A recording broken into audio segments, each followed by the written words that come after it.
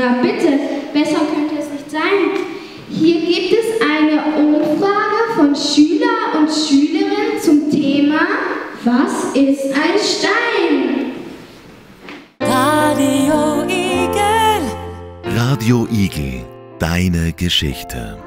Was ist nun wirklich ein Stein? Ich weiß fast alles über Steine. Also Steine bestehen aus Mineralien, ja? Das sind Elemente oder chemische Verbindungen, die sich miteinander verbinden und so zu Steinen werden. Aber jetzt bin ich müde und lege mich mal hin.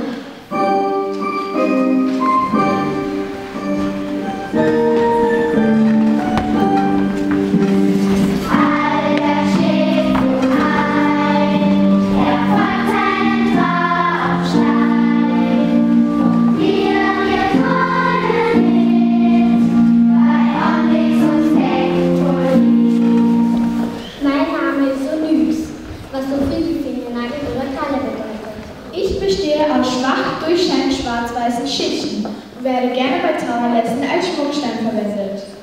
Nun, liebes Publikum, jetzt sind Ihre Einfälle gefragt. Lassen Sie diese Steine lebendig werden, indem Sie Phasen nennen, wo das Wort Stein vorkommt. Wie das geht, zeige ich Ihnen. Denn mit der ersten Phase bringen wir einen Stein ins Rollen.